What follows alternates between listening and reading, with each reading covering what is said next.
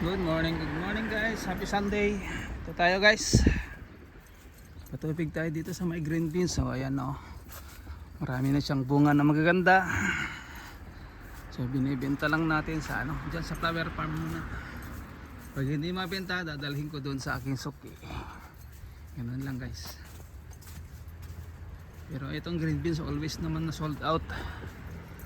Ito lang, itong old beans natin na to yung medyo mahirap ng ibenta kasi na rin sila guys, rin sa 50. Sabi ko benta niya na 30 para maubos yung luma. Siyempre pag ganitong maaga 50, 40. Pag yung closing hour na yun na binibigay na nila 3 kilo 100. So dito tayo guys. Ayan marami na namang pwedeng ma-harvest, kaya lang patubigan ko muna.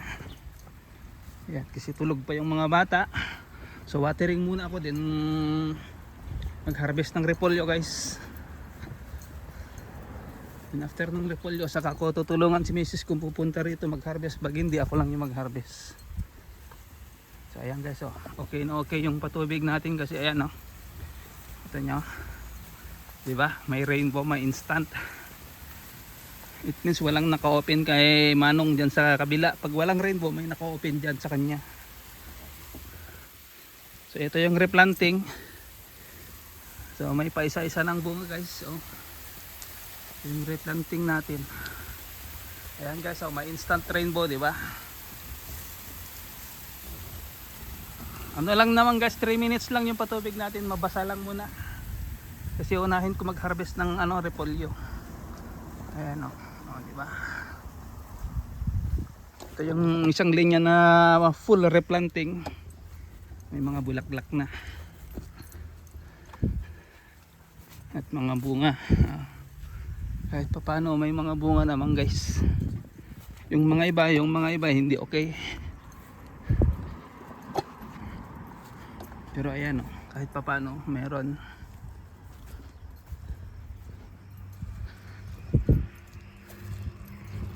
Tara guys, kasi 3 minutes lang, mabasa lang muna. Para mga alas 11, alas 10 siguro tayo makapunta rito. Baka hindi ko na ma-live. Siyempre unahin tong green beans ang harvestin. Kasi yung beans natin, yung hapon na hinarvest ko, bebenta na lang nila muna dyan sa flower farm. Kasama ng repolyo. So stop ko lang guys yung water pump natin para mailipat ko dyan sa bandang gitna. Tara guys, lilipat ko na dito sa may gitna naman. So madali lang to guys.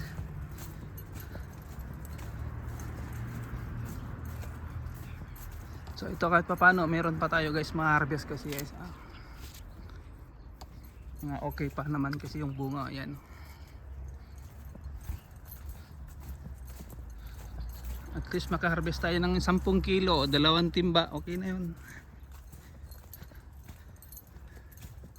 Kaya lang medyo matagal to kasi hanapin natin yung good hanggat maaari.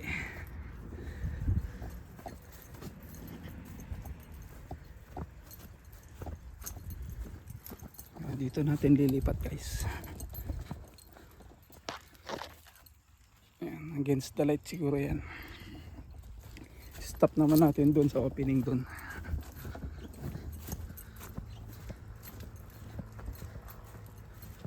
Kapag dito may naka-open si Manong makikita ko, pero pag nandun sa harap di na. Pero naka-close siguro kasi kahapon nandito siya eh. Nandito yon kahapon guys. Ayan hindi niya pa kinuha yung isa. Sabi niya naman pag mahinog yan at wala siya, kunin ko na lang daw. Yung saging na yan. So ito yung una nating pinatubigan. Ayan ang saging nga nakasako. So ikot lang tayo dito guys sa dulo. So naka-close siguro guys sa kanya dyan kasi may rainbow eh. So tara. So dito kahit papano meron din dito. Diba? Tara, open natin. Ganito guys, yung harvestin natin mamaya. Mga haba. 50 yan guys per kilo.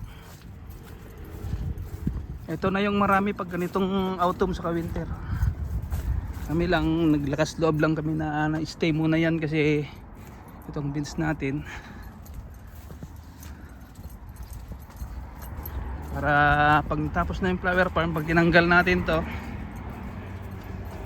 sabi naman ni pinanser, wag natin habulin yung May, sabi niya, kasi busy pa kayo. Kasi gusto niya buong taniman namin ng April. Pero bahala na guys, tingnan natin ang schedule kasi mayroon din tayong sariling tanim. So, switch on natin guys. Ayan na, maraming nagdadatingan. Farm. Maraming nadaan.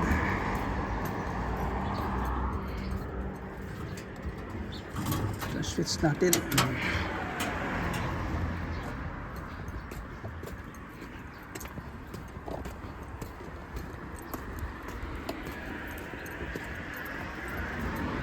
So ito na guys yung punla ito na, malalaki na yung kamatis. Ayun yung mais, di pa natin na itanim. Saka ito kasi doon sa may repolyo itatanim. So mayroon pa tayong harvest na repolyo. Pag okay na yun, gawa tayo ng isang linya lang na doon, mag-araro ako ng isang linya para manuhan, mataniman natin ng passion fruit. Ang gaganda guys pero patubigan lang natin saglit para pag harvest natin mamaya fresh na fresh, bagong ligo.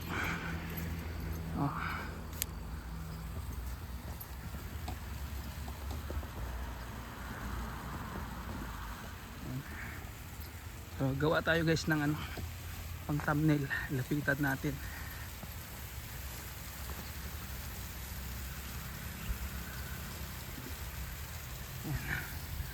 Okay. Di ba?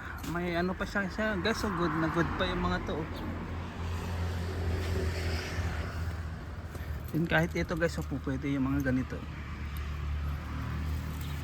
Yan sa baba guys, may mga bunga yan. Sa baba. Ang ganda pa rin ng bunga niya.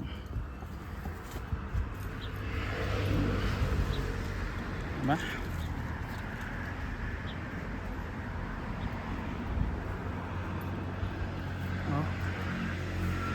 Marami pa yan guys.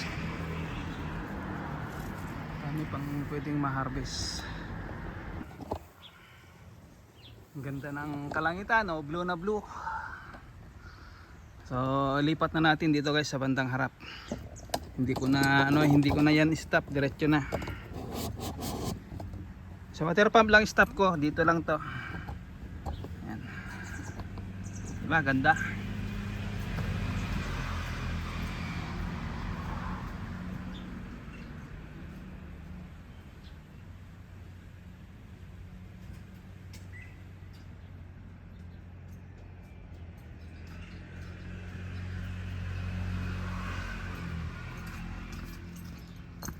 So let's go. Switch on naman natin. Open natin dito sa may opening, sa opening valve. O-close natin sa may gitna. At ayan na guys, so ayan na, pwede nang harvestin. Pwede nang pangulam. Chinese pechay yan. Ito, open natin. Ayan pa yung mga ibang tinanim niya. Kale yan, kale. Pwede nang tanggalan ng ng mga dahon. Dahon lang ang kinukuha diyan. Magtira ka lang ng mga na dahon sa pinakatalbos niya, mga 3, 4, 5 ganun. Kahit 3 pwede na. Plus natin dito. So let's go. Let's go naman. At punta na tayo mag-harvest ng repolyo. Ayan. Yung daanan natin. Oh. Diba? Kaya pinatubigan natin guys para maugasan saka ano maano yung pagka-frost niya sa gabi. Pag yung malamig na kasi guys, saka may konting frost sa gabi, pag ano mo dyan, minsan pag hila mo nababali kasi ano siya malutong dahil sa ice. Dito lang tong camera natin guys. Ayan, sana makita natin ang rainbow.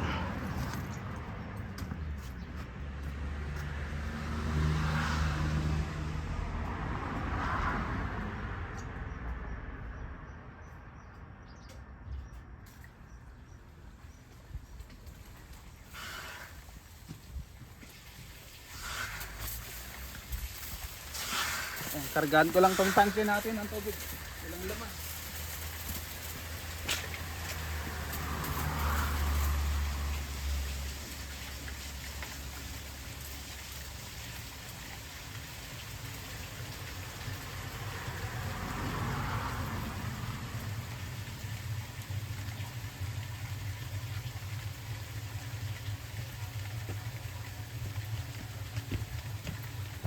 Kargaan ko lang muna guys yung tangke natin ng tubig.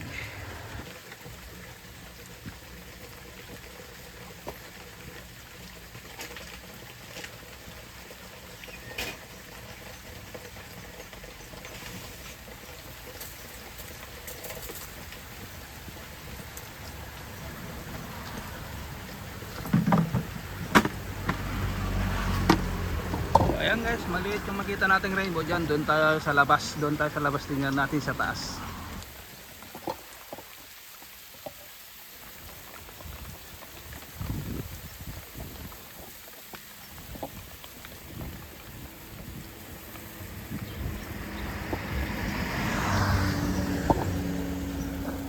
Ayan guys, oh, may konting rainbow. Ayan oh. Ayan oh, rainbow yan. Diba?